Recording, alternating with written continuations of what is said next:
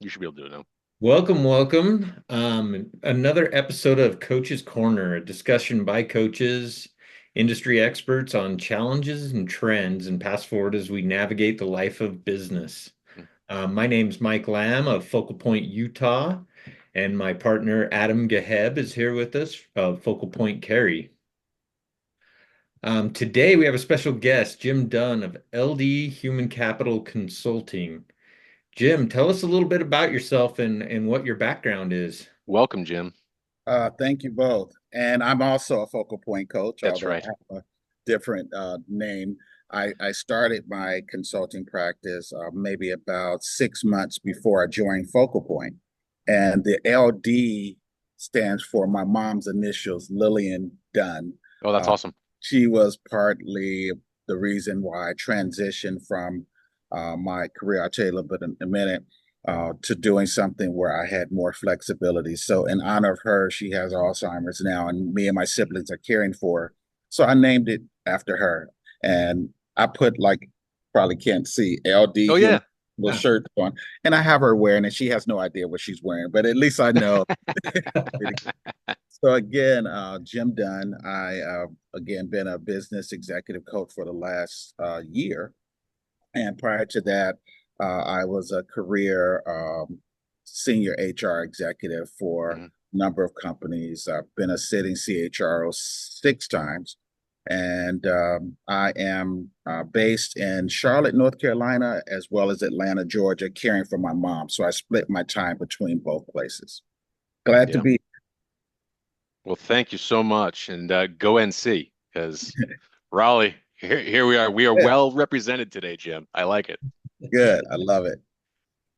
Well, our topic today is talking about the universality of coaching. But to Mhm. begin, I want to kind of hear a little bit about where your coaching focus is and Yeah. where you see most of your clients coming from right now. Yeah, so it's been a year again since I transitioned from, as I said, a W-2 to eat what you Mhm. kill sort of thing. And I thought my clients would all mostly come from uh, relationships, other CHROs. And while I Mhm. have some of that, to my surprise, it's individuals that I'm meeting who are first time C-suite members. Mhm. I like to say a lot of them have a little bit of imposter syndrome. They're the first time as a CIO, first time as a CHRO, first time as a CEO. And it's just been one client referring another client. Yep. Um, but I do have this unique opportunity. Most call me for HR consulting. And, I at first said, I'm not going to do that because if I wanted to do HR consulting, I could have stayed in my seat as a CHRO. I don't want to talk Sure. about benefits and employee relations and recruitment. I don't want to do all of that. I want to focus on the executive and the business coaching. But I heard one of our focal point mentors say, sometimes you have to get in where you fit in. That's right. And being a CHRO, particularly in healthcare and in some other industries, that's my tribe. That's my network. Those are the ones who are going to hit me up on LinkedIn and say, hey, I like this article. Give me a call. So I have found that my entry point has become going in to fix a short term HR consulting problem, short term, 2, 3 months. Get in, try to restructure, assess whatever it is, help them with hiring a new leader. But once you're in and you have that relationship, then I swoop over to hopefully become the business or executive coach of one or two of the leaders that I've worked with. So, for example, I have a client in Chicago that hired me to come in and assess their HR department.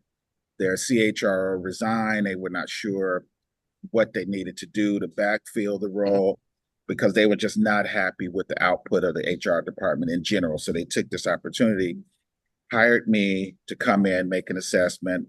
Fast forward, I did. We brought in a CHRO that I helped them on board. And immediately after that, the CEO, she said, Jim, I would love for you to stay on as my personal coach. And that's what I wanted to do anyway. But before me going in as an HR to fix one problem for her, she didn't know who I was. She didn't know my name or anything else. But during those 2 or 3 months, I was able to build a relationship. So I have probably half of my clients where I go in initially as an HR consultant. That's short term. And then I move over and become the longer term business or executive coach. I think that's absolutely fascinating because I'm seeing similar things, right? Get in where you fit in, make an impression, and then rotate and flip. I mean, it kind of gets back to something that we've broached on this show prior, but still great to hammer down, which is one of our biggest impediments to getting our coaching and getting people to understand the value that we add is they have no idea what we do. Absolutely.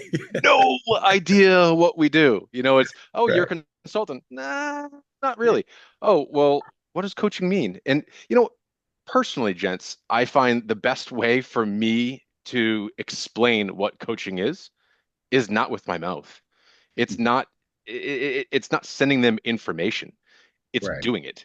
I mean, it's That's right. physically, it is, okay, well, great. Let's talk through a problem you may have. I was at a networking event last night talking with a young sales professional in the software field. Hmm. And he's like, I'd really love to have you come in and talk to my team. I said, great. Well, let's start here. What's your pitch? Yeah. Yeah. And so he said, well, how long? I said, you got 30 seconds. Just give me your 30-second pitch. And he's running through it. I'm like, okay. I'm like, can I do it now?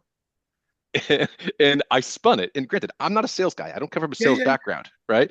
But I've got this knowledge and I understand some mechanics. And I'm like, I would do this. And I spun it back to him. And he goes, oh man, you really need to come talk to my team. And I'm like, that's what we do, right? And so it's easier for me to show than it is for me to tell. So I completely understand. And It's also the the same. other thing I want to touch on real quick is you get in one place and you just get passed along and passed along. Those referrals are the best marketing that we Absolutely. could ever possibly have. You treat that first client, those that first individual correctly, and you gain that trust, they Absolutely. understand the value that you bring.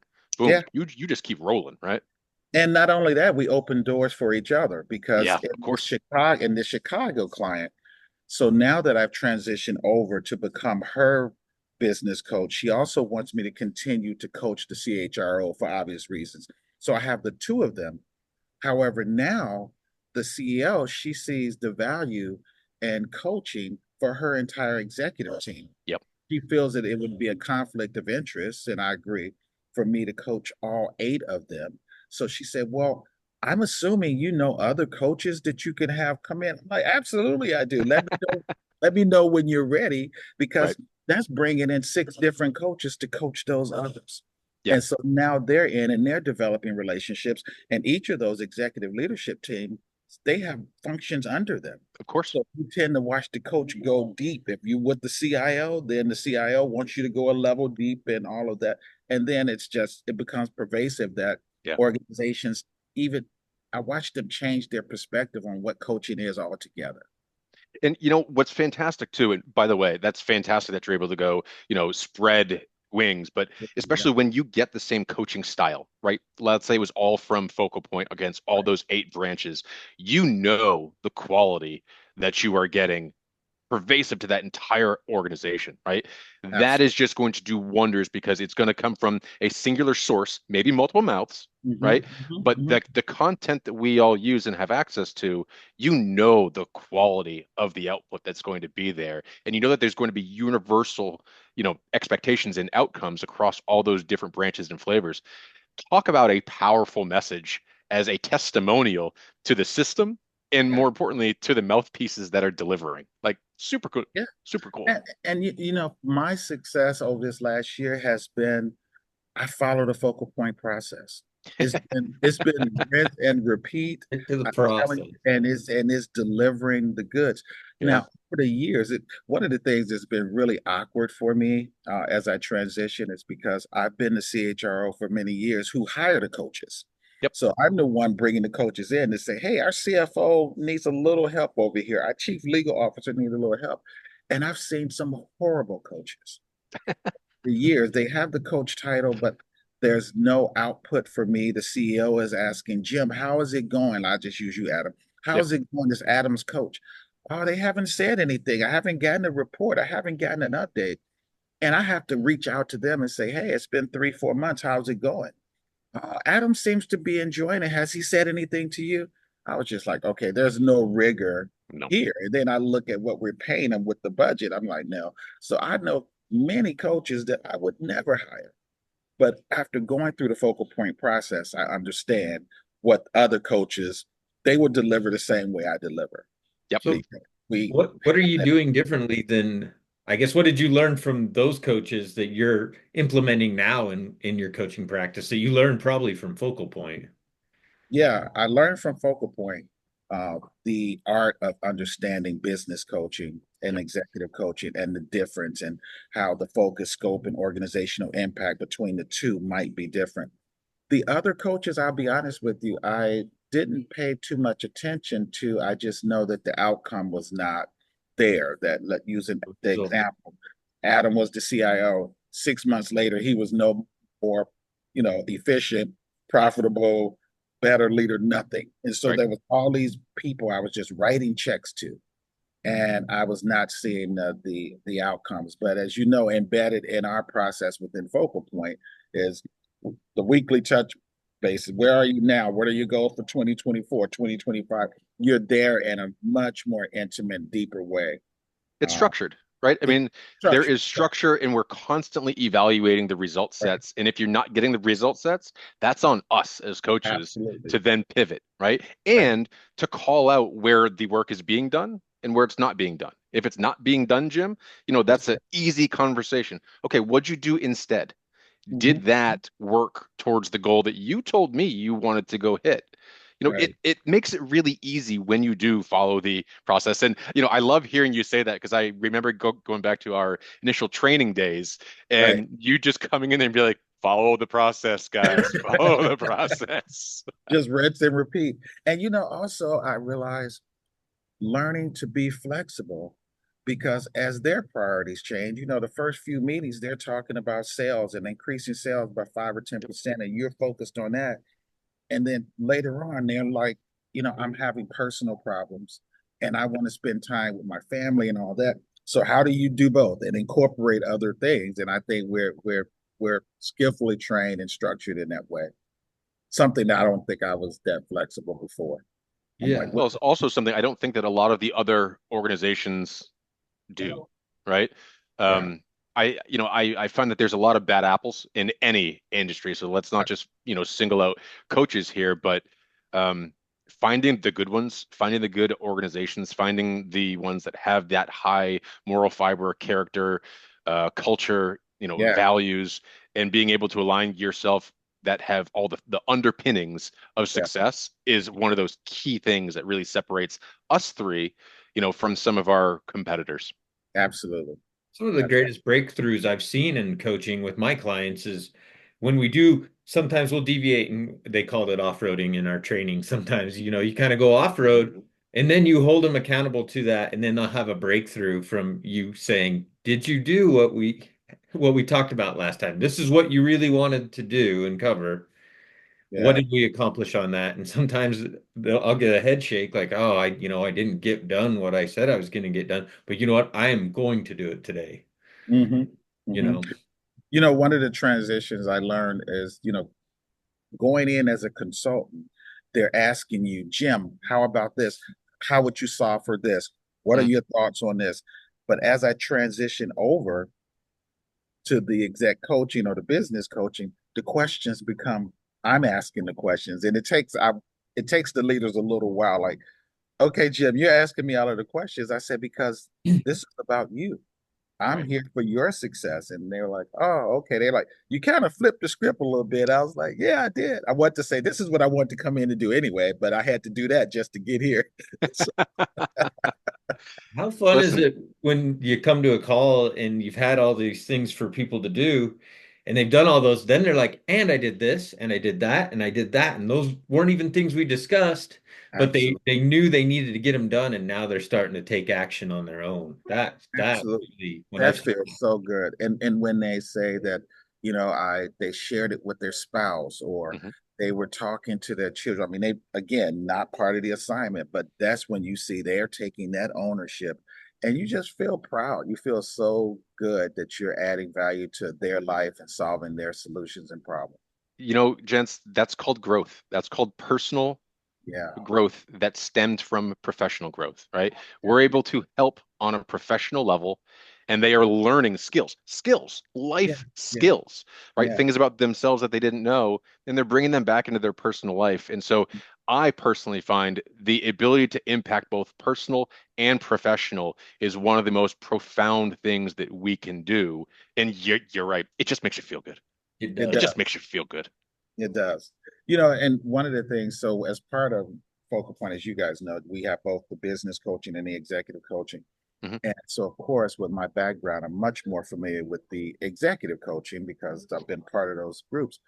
But I've learned a lot around the business coaching in the sense that you're able to discuss a broader range Yep. of challenges from personal to um, work-life balance to sales and all these other things. Where as executive coaching, you tend to focus on that individual, their behaviors, how they show up as leaders, and subsequently, you assume that that impact will have a You positive can impact. hope, right? Yeah. You can hope, but not always.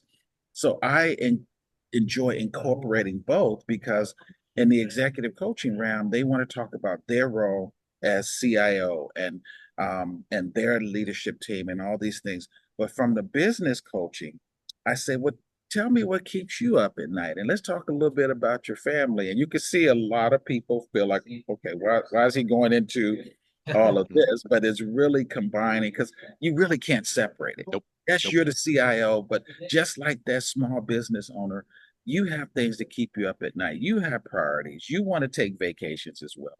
You know, all of these other things. So I'm learning to blend the two. And Mhm. sometimes the business owner is so focused on the bottom line and the dollars. And if I could sell 20 more widgets, I will be happy. Will you be happy? You may sell 40 more and still not be happy because you're still not making that child's graduation or spending time with the grandchild or jogging or playing tennis or whatever it is. So I enjoy incorporating both because I think both are powerful. And you know, sometimes we feel that the two are competing or interchangeable, but Mm. it's really one and the same. It's one. It's one. Yeah. And I absolutely love, and like you, I have a very diverse client base. I Hmm. have my focus in software and working with those types of executive leaders. But the other half of my business is all local small businesses, right? I mean, people that I've met through BNIs and you know small networking groups here and there. And those are some of my favorite Yeah. because you can get on that more personal level. I mean, those are more of the people that are, calling my phone constantly and ringing me up and just, hey, I was thinking about this. Do you mind? And I'm like, of course not, because you're having an impact not just on that person's life, but it's the ecosystem in which we all live, work, breathe, eat, sleep, right? I mean, you are changing your environment um, for the better. And I'm sorry, how is there a better feeling than that? You have an impact on making a society around you. Your sphere of influence is growing and you're improving the quality of life for not just your clients, but the people that they're serving and everything else. And I'm sorry, that's just super neat because, Yeah. back when you think back to our corporate worlds and our corporate lives, we reported through one industry. No matter how hard you worked to change and better that one industry or that one organization, excuse me, Hmm. there Hmm. were always restrictions with how far you could do and what you could bring from your morals, your values, yourself, Absolutely. right? Yeah. And now it's like you can see your fingerprint, right? Yeah. They're all unique and different, but you can start to see your fingerprint across your ecosystem. And that's just mind-blowing to me. But also one of the great benefits of being a business and executive coach, knowing your environment, targeting your environment, and being open to help as many people as possible, right? Absolutely. And I also love having the agency over who I work with. That's So, right. I mean, Oh, when you're sitting in the seat, you know, keep using you, Adam, as an example. Here I If am. if you're the CIO, I have no choice but to work with you because you're my peer and you're the CIO, and whoever you are, I'm forced to do that as CHRO. However, now after a couple conversations and sessions, it's like, well, you know what? I'm not sure I'm the right person for you. Hmm. But I can connect you to someone else Yeah. or whatever it is. I've never had that freedom in the past. So now it's just like, oh no, I don't want to work with this person because I don't think I have the goods of what they need. And Have I have you come always across that already in this 1 year cycle? won. Yeah. One, it Yeah. was the Me too. one CEO leader who he said he wanted coaching, but he was missing most of the calls. He was not showing up, definitely not doing any of the assignment. I felt like he sort of was, I was slipping into one of his direct reports. Like, Yep. it's like, here's my team. And now I had this guy, Jim, who's doing the coach or whatever. And I want to say, stop, dude, fire me gladly because I could be spending that time much more productive with some other clients who want that. So I've only had that one. And I Mm. think it was a shot to his ego because to this day he's trying to reach back out now. It's almost like I dare you fire me as a coach. I didn't Yeah. necessarily fire you. I just said I will refer you elsewhere. So I've never had the opportunity to do that. So that's kind of cool too because you can select where you want to add value, and if it's not mutually beneficial, then it's not good for either of us. We all want to That's right. work in a positive work environment, and what's positive for us might not be what works for other people, but we want to get done with our coaching sessions and feel just as good as we want the person on the other side of the table to feel. So Yeah, I we had want one positive other impact. leader say to me, she said, Jim, and I've known her for years. She said, Jim, I've known you for years. You've helped me with some of my HR things. She said, but no offense to you. She said, I really, truly, I've never had a coach, but I've always felt that if I had a coach, I really wanted to be a female. Mhm. I want her to have lived through some of the challenges for me, but I didn't take it personally at all. Can't. And actually, what I did is I'm in the process now of connecting her to with Jax Oh, over perfect. in the UK because, as you know, that's her whole thing, and she has that, and so Mhm. I'm making that connection there, and that's like perfect. We're still good friends, Yep. but she needs something else more specifically in her space, and she's actually in the construction industry, so I can only Mm. imagine Yeah. as a female moving up in an industry like that Yeah, it's tough. she's had to endure. And so she's just like, I get it, Jim, but you're healthcare. Healthcare are nice people. I'm in a very different industry. I need someone to work with me a little differently. I get it. And you just hit on something that I'd like to touch on here, which is one of the things that we do, especially when we start, first meeting and talking with either prospects or initial clients, Right. is the majority of our work is listening. And it's listening for underlying cues, right? Right. And we have to be a really good judge of character and we have to understand our personality and ourselves. So knowing ourselves is absolutely paramount to us to be a good coach. But where I'm going here is this. You are making an assessment of your ability to relate and respond to that given person. And if you don't feel like it's going to be the best match, our Right. job, our responsibility is to be honest and to identify who could be or who would be a better fit. And I love that that's something that we all kind of take to heart because at the end result, at the end of the day here, our goal is to help as many people as we possibly can. And if we don't feel like we're the right fit, we're going to Right. make sure that you have that right fit Yeah. Absolutely. because And it goes that back. that gets people in that view of coaching's great, coaching's cool, and not just that coaching's cool, that they found the right firm that's going to do right by them. Absolutely. And it goes back to that example I mentioned before. There were so many coaches across my career who they wanted the check that they were getting from the big corporation Sure. and didn't have any passion for the leaders that they were coaching.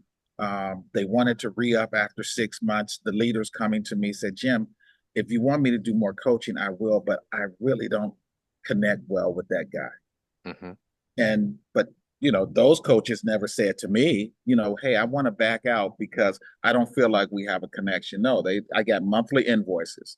And so so I don't want to ever be that. That's I don't right. want to be that. And if that's the goal, then I'm not going to be fulfilled. They're not going to be fulfilled. And the money, as you know, that comes later on the back end. I Yep. mean, I want a lifelong relationship with the business and the coaches that we work with, as we all do. I might be running in different circles than you guys a little bit, but I have a lot of people come up to me in networking events that are like, hey, I really need a coach, but I don't have the financial ability to Yeah. do that right There's that. There's that. And that always kind of saddens me a little bit because I know they could use a coach. And so Mhm. what do you guys do when you have a situation come up like that? Well, what I do is because, of course, you don't want to take time from your clients, and we're all so busy in that regard. I do offer a few sessions of like, hey, help me. What's on your mind? It may not be a full blown coaching experience, Yep. monthly, weekly, or whatever, but I take two or three calls. That's what Uh, I do 'Cause too. I Okay, I want to. realize we've been doing that our whole career with friends and Absolutely. family and others. So I just do it when I feel that it's going to be helpful and beneficial for them, and it's not taken away from me personally or whatever. I look at it the same way as if my siblings or family members were to call. Because of course, I'm everybody's HR person. Like, hey, I have a job offer. How do I negotiate? I Yeah. have this. I see it the same way. Yeah. So How many Adam, lunches, how many coffees, how many, virtual meetups do we take knowing that it's not a coaching opportunity for us absolutely. that's going to be sustainable over X number of months, We but just we ran through the continue list to take for them this week. for multiple reasons. And a lot of it is because we have big hearts. We want to do right by these people, and we know we have something of value that can help. And I think that takes a certain type of person to continue to go down that path. And I guarantee you, the three of us on this chat today all feel that way.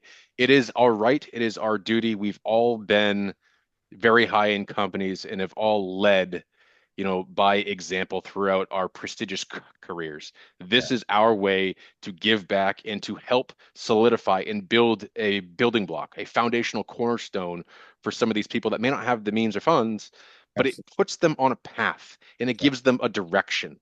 So if they want to check back in 2, 3 months, Mhm. I please let's see how things are going. If you need to have a few more lunches, let's Yeah. do that. But guess what, gents? Eventually, those people are going to find their footing. You're going to give them those foundational pillars, and they're going to have four of them. And then they're going to build that platform. And then that house is going up.